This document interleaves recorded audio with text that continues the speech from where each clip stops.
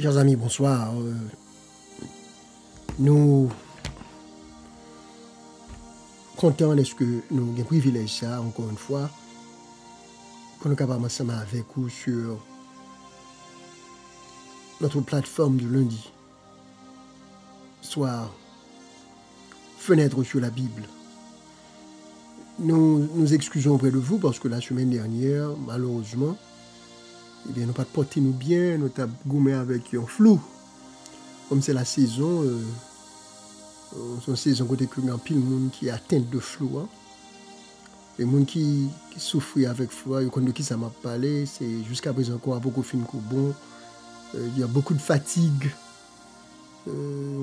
Jusqu'à présent, on a toussé toujours, peut-être fait mal, congestion, et puis qu'on crase, qu'on fait mal.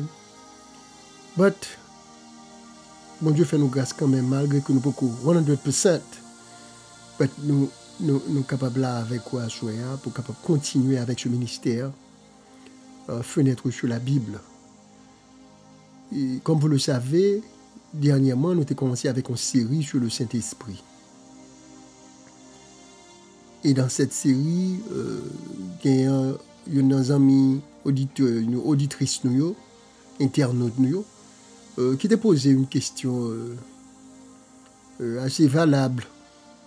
Parce que j'ai l'impression que l'internaute n'a pas fini trop comprendre ou bien fini trop d'accord avec l'idée que le Saint-Esprit fait partie de la divinité, que le Saint-Esprit est une personne à part entière, un membre de la divinité, à l'égal du Père, du Fils et du Saint-Esprit, à l'égal du Père et du Fils.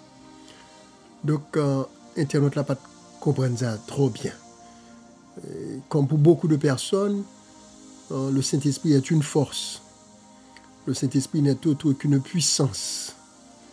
Cependant, nous allons voir que lorsque nous ouvrons la fenêtre sur la parole de Dieu, eh bien, la parole de Dieu va nous aider à comprendre que le Saint-Esprit est une personne distincte du Père et du Fils. Le Saint-Esprit a les mêmes attributs que les autres personnes de la divinité, c'est-à-dire le Père et le Fils. Nous capables peut-être gain des idées préconçues au sujet du Saint-Esprit, mais tout vrai chrétien, tout vrai étudiant de la Bible, c'est pas ce que nous pensons qui est important, mais quand il s'agit de la parole de Dieu, c'est qui ça que parole bon Dieu a enseigné nous? Qu'est-ce que nous pouvons comprendre à travers la parole qui nous est révélée? Et c'est toujours dans la parole-là pour nous aller avec toute humilité, dans un esprit de recherche, dans un esprit d'objectivité, et pour essayer de comprendre ce que Dieu veut nous révéler sur des sujets un peu compliqués, tels que le sujet sur le Saint-Esprit de Dieu. Donc, m'espérer que série ça capable d'aider ou peut-être ou même qui peut-être gagne des idées un petit peu pas trop claires sur la personne du Saint-Esprit. Donc, j'espère qu'avec la Bible en main et avec les versets que nous allons explorer tout au cours de cette présentation et les présentations qui vont suivre, eh bien, ça va vous aider peut-être à vous faire une idée plus ou moins certaine, plus ou moins convaincante de la personne du Saint-Esprit. Encore une fois, c'est votre serviteur, frère Gary Giotto, et je vous souhaite une chaude bienvenue sur notre plateforme Fenêtre sur la Bible. Mais juste avant, je vous invite à incliner la tête pour inviter le Saint-Esprit de Dieu à nous assister, à éclairer nos lanternes, à ouvrir notre intelligence afin que nous soyons à même de comprendre et d'assimiler ce que Dieu a pour nous dans cette présentation. Alors prions le Seigneur. Dieu d'amour, Dieu trois fois saint, nous sommes heureux de pouvoir nous retrouver en ta présence encore une fois. Nous venons en tout esprit, en toute humilité. Nous venons pour sonder les Écritures. Nous venons, Seigneur, pour chercher la vérité, pour mieux comprendre ta parole, pour mieux comprendre la personne du Saint-Esprit, ce qu'il est, ce qu'il n'est pas, et quel est son rôle dans notre salut éternel, dans notre marche avec toi. Eh bien, Père, nous te prions de bien vouloir nous éclairer, afin que cette démarche soit une démarche édifiante, une démarche qui aide nous à faire nos idées beaucoup plus claires, beaucoup plus exactes sur la personne du Saint-Esprit de Dieu et son rôle dans notre vie, notre marche avec toi. Que tu nous exauces, Dieu des cieux. Et qu'on est capable de faire plus que ça, que nous demandons, Papa. Nous prions comme ça, dans le beau nom de Jésus, ton Fils. À lui soit la gloire et l'honneur, dès maintenant et au siècle des siècles. Amen. Bienvenue sur Fenêtre sur la Bible. Et si vous aimez ce que nous faisons, ce que nous vous présentons, nous demandons pour capable abonner, subscribe, cliquer, et nous demandons tout pour, si que vous appréciez ça nous fait, ou aimez ça que nous présenté, et bien nous demandons pour capable partager avec vos connaissances, partager avec l'autre monde. Peut-être que le sujet ça capable d'apporter certaines lumières à peut-être un monde qui peut-être pas fin trop comprendre. Et message ça. Je dis à Nabral, ouais, un verset qui, encore une fois, va pointez-nous dans la direction que le Saint-Esprit est une personne. Mais non pas une force vague, non pas une puissance, mais plutôt une personne.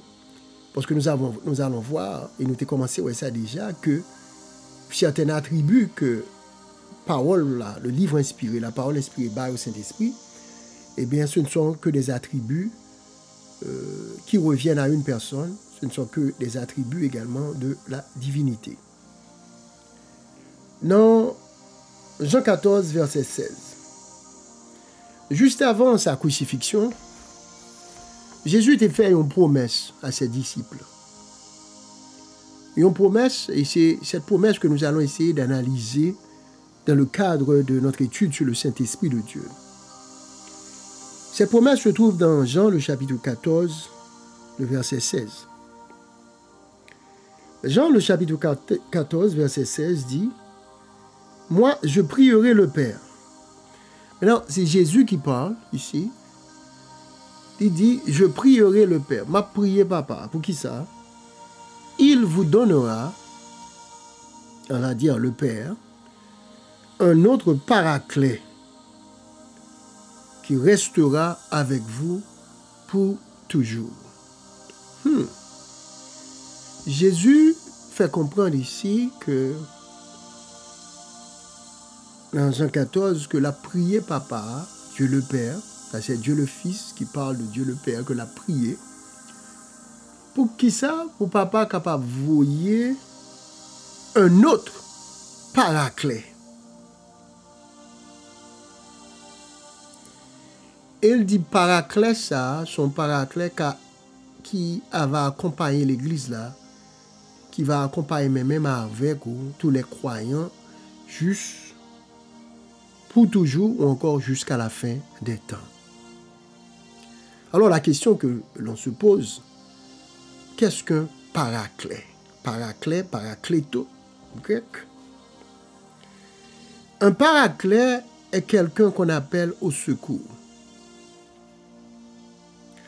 Un paraclet est un défenseur. Un paraclet est un protecteur. Un paraclet est un avocat. Donc, nous sommes capables de dire, dans Jean 14, verset 16, dans cette déclaration de Jésus, où Jésus fait comprendre que la va prier Papa, pour Papa capable de voyer l'autre paraclet. Comprendre que Jésus-Christ fait déclaration ça juste avant sa crucifixion. Jésus connaît que il va le crucifier, il va le ressusciter, et les missions sur la terre, sur le plan physique, a fini parce que il va remonter au ciel vers le Père.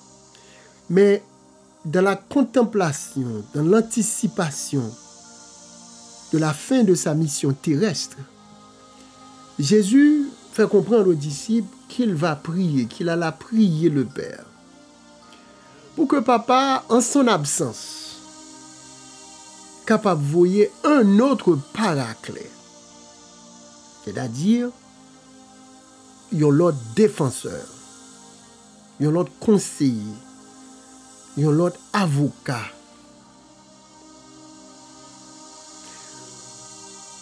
Il y a l'autre personne que les nous en danger, nous carré les au secours parce que on paraclet c'est ça lié tout. Et Jésus se référait ici au Saint-Esprit de Dieu. D'ailleurs, Jésus avait dit aux disciples que l'Elbraléa, que je ne vous laisserai pas orphelin, mais je vous enverrai un autre paraclet, un autre consolateur. Donc, pour retourner à la question initiale, une puissance ne peut être un avocat, ne peut être un défenseur. Quand vous examinez le mot paraclet en lui-même et ses différentes significations, dans tout bon sens, on conclut avec moi que la description qui ça mot ça décrit ne peut être qu'attribuée qu'à une personne. C'est-à-dire un avocat, c'est-à-dire un défenseur, c'est-à-dire un protecteur, c'est-à-dire un conseiller. Tous ces mots que je viens de citer, qui sont renfermés dans le mot paraclet, ne sont que des mots, que des rôles qu'une personne, et seulement une personne peut remplir ces rôles, peut jouer ces rôles. Donc, lorsque Jésus faisait allusion à la fin de sa mission terrestre, il envisageait que, immédiatement qu'il quittait la terre, Paracléa venir. Et Paracléa, la le présent avec disciples, bon Dieu, avec les croyants, jusqu'à la fin de toutes choses. Donc, admettez avec moi que le consolateur, l'avocat, le conseiller, le protecteur, eh bien ça, c'est le rôle d'une personne.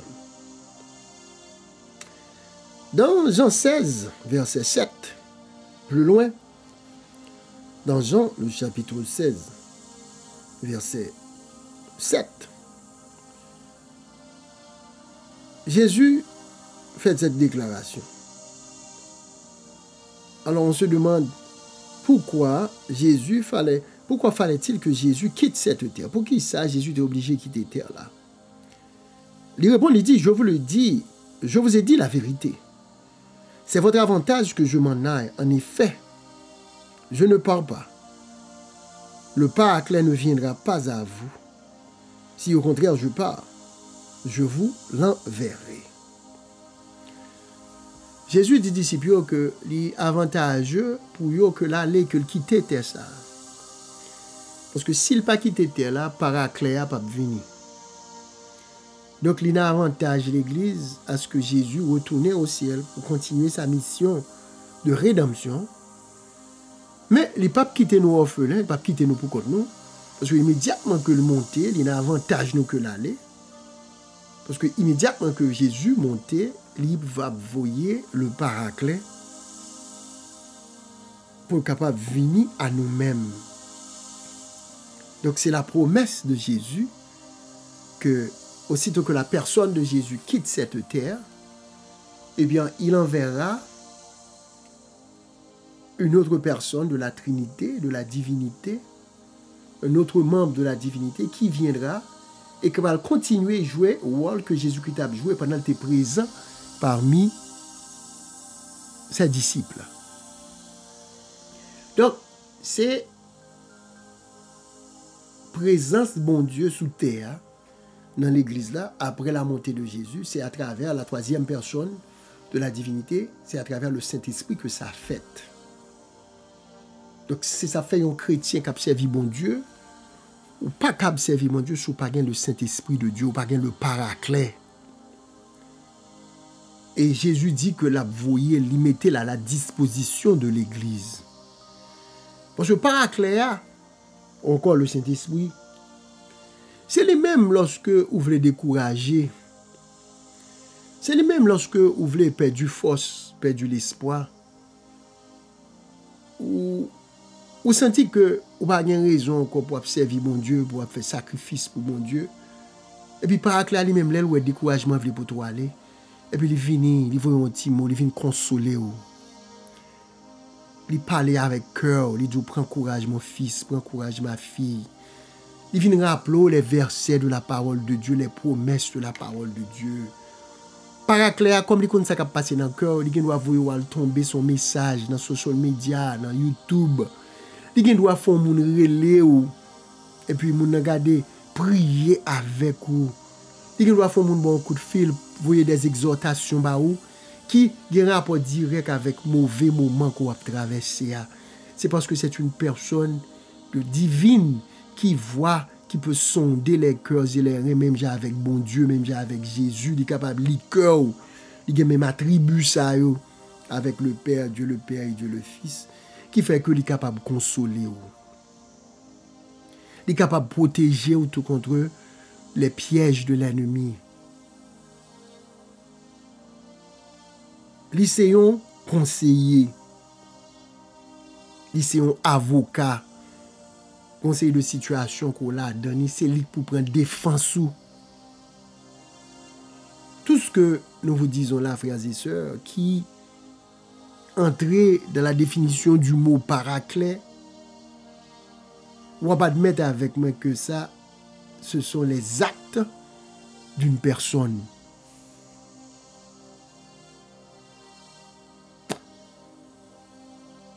Qui est ce paraclet et quel est son rôle? Qui est ce paraclet et quel est son rôle? On a prêté dans Jean toujours, dans Jean 14, verset 26. Jean 14, verset 26, prend le mot marqué verset pour que ou même qui gagne des doutes sur la personne du Saint-Esprit, ou capable à le reviser verset dans un esprit de prière pour demander bon Dieu pour l'éclairer ou pour les deux comprendre. Jean 16, verset 14, m'appelé pour vous dans la version de Jérusalem. Alors, Jean 14, verset 26, m'appelé pour vous dans la version de Jérusalem. Et m'a souhaité qu'on lit tout Jean 16, verset 14. Alors, voilà ce que dit la parole. Le paraclet, l'Esprit Saint que le Père enverra en mon nom, lui, il vous enseignera et vous rappellera tout ce que je vous ai dit. Quel est encore le rôle du paraclet? Le paraclet est un enseignant. Il est un enseignant. Qui ça là pour le faire? Non seulement pour enseigner, c'est ça fait que lorsque nous étudions la parole de Dieu, nous devons toujours faire dans un esprit de prière. Nous demander bon Dieu, pour Saint-Esprit bon Dieu capable d'enseigner nous. Ou pas capable paraître sur l'évangile avec gros colette, avec gros préjugés, avec gros boss connaisseurs. Non, c'est pour humilier. C'est pour humilier, c'est pour rejeter vos préjugés. Pour venir à nu devant Dieu et pour demander, pour dire Saint-Esprit, pour abaisser devant mon Dieu. Pour demander Saint-Esprit, pour Saint-Esprit est capable lui-même éclairer, révéler les choses de Dieu. Parce que le Saint-Esprit, encore le Paraclet, il est un enseignant. Jésus dit que lorsque là va venir l'Esprit, ça, le Paraclet, le Saint-Esprit que Papa a voyé dans noni. Comprenez bien là où est Jésus, ensemble avec Papa, en parfaite harmonie, sous question à faire présence Paraclet dans la vie nous. Parce que pas oublier tout à l'heure, Jésus t'a prié Papa. Il te dit que il est avantageux pour que l'aller, parce que le pape quitte nos orphelins, de façon que papa est capable de voir le Saint-Esprit. Maintenant, là, le Saint-Esprit va venir, il dit que là va enseigner nous et là va rappeler nous tout ça que Jésus t'a dit. C'est ça qui fait que des fois qu'on voit ou non c'est de moments et puis out of nowhere, un verset bien particulier qui monte dans la tête. Ou bien doit avoir une conversation avec un monde là, ou bien on a une étude, une présentation quelconque, un verset qui qu'on pas même penser à lui-même et puis il monte dans la tête. C'est qui mon cap travaille avec ou le ça? C'est le paraclet. Parce que il y a un rôle que Saint-Esprit a joué lorsque il vient dans la vie où il enseigne la parole de Dieu, il est de comprendre et il vous rappelle autour, au temps opportun, les promesses de Dieu. Donc c'est ça fait que vous n'êtes pas capable de fonctionner sans le paraclet. Vous n'êtes pas capable de fonctionner sans le paraclet parce que il joue un rôle capital dans le développement de la vie chrétienne. Si il y a un rôle de protecteur, il y a un rôle de conseiller, il y a un rôle d'avocat, il y a un rôle de défenseur, il y a un rôle d'enseignant. Alors, pour terminer, quelle autre mission le Saint-Esprit devait-il remplir? Quelle autre mission Saint-Esprit a gagné, à part tout ça que nous sommes là? Jean 16, verset 11. Jean 16, verset 8 à 11. Jean 16, verset 8 à 11. Ma bon petit temps, la fenêtre sur la Bible pour capable non seulement marquer verset ça, mais également pour lire tout de façon qu'on est capable de suivre ensemble avec nous. Pas pressés. C'est petit à petit l'oiseau fait son nid et nous avons pour démarche pendant tout le mois pour étudier la personne du Saint-Esprit en tant que membre de la divinité. Dans Jean 16, versets 8 à 11,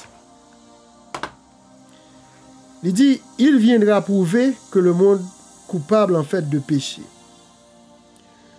de justice et de jugement.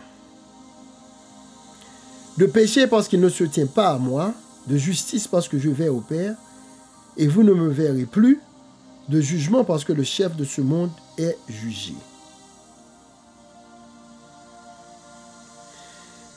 L'autre mission du Paraclet, c'est de convaincre le monde de péché et de jugement.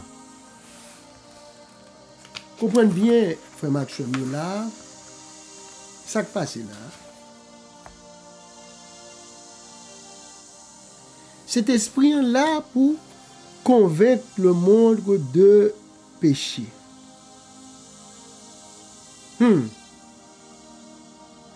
Convaincre le monde de péché. Ça veut dire que c'est cet esprit qui peut faire que moun réaliser que vie pas en harmonie avec volonté bon Dieu. C'est cet esprit qui peut faire que yo prend conscience. Cet esprit pour faire prendre conscience.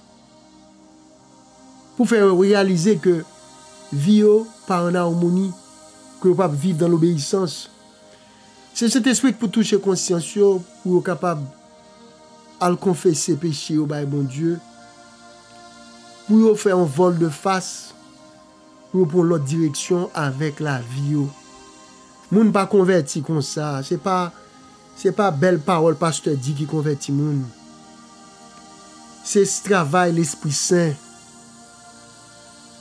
Une véritable conversion, une véritable repentance sortie de l'action de cette troisième personne de la divinité, c'est-à-dire le Paraclet, le Saint-Esprit de Dieu.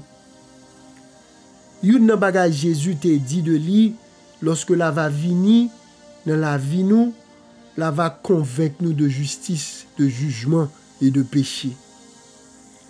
C'est Saint-Esprit qui vous fait réaliser que ou pas capable vivre vaille que vaille, ou pas grand monde tête, ou pas capable faire sauver, parce que bon Dieu gon lait pour lui mener en jugement. Il y a un temps fixé où nous devons affronter le jugement de Dieu. Nous ne sommes pas capables de vivre éternellement dans le péché. Le Saint-Esprit nous aide à prendre conscience que le salaire du péché, c'est la mort. Ou par contre, ouais que conseil de monde des fois dans la vie, hein, vous avez l'impression que leur conscience est morte. Oui, conseil de monde comme ça. Ou avez l'impression que conscience mourit. Rien pas dit rien. Yo ka fait n'importe zac, n'importe parole, et puis yo dormi, yo mangé, yo boire comme si rien n'était. Donc ils ont la conscience morte. Morte. Et c'est le dernier bagage qui peut arriver à un être humain lorsque votre conscience est morte. Parce que c'est comme si l'Esprit de Dieu se retire de vous. Cependant, nous voyons qu'il y a des gens qui ont la conscience très fragile, très sensible. N'importe petit bagage touché moun nan, n'importe petit bagage que moun nan fait, il senti que il pas propre devant mon Dieu. Il a une conscience qui est très alerte. Mais comment expliquer ça? Eh bien, c'est le travail du Saint-Esprit de Dieu. Car le Paraclet est là pour nous convaincre de péché, pour nous convaincre de jugement, pour nous aider à prendre conscience, pour nous dévoiler nos péchés et pour nous pousser à la repentance. Le Paraclet est là, le Saint-Esprit, pour notre sanctification. C'est lui qui a aidé nous grandir, à développer spirituellement. C'est ça fait Jésus t'a dit que il est avantageux que je m'en aille. Faut que m'aille pour travailler ça, capable de continuer dans nous-mêmes, mais à travers qui est-ce? À travers la personne du Saint-Esprit de Dieu. Et la dernière chose, le dernier verset que nous voulons considérer avant que nous finissions, c'est dans Jean 16, verset 13. Dans Jean 16, verset 13. Qu'était-il également prévu dans le programme d'action du Saint-Esprit? Bon Dieu fait un paquet de plans. Saint-Esprit joue un rôle capital dans le salut. Dernier bail n'a pas, c'est dans Jean 16, verset 13. Jésus encore qui a parlé du Paraclet, il fait la déclaration suivante. Quand il viendra, lui, l'Esprit de vérité, il vous conduira dans la vérité tout entière. Car il ne parlera pas de lui-même, mais ce qu'il entendra, il le dira et il vous dévoilera les choses à venir. Voilà un autre aspect de la mission du Paraclet. Jésus relève qui Jean? L'Esprit de vérité. S'ouvre les marchés dans la vérité, il faut gagner l'Esprit de vérité, c'est-à-dire le Saint-Esprit de Dieu. Jésus relève l'Esprit de vérité.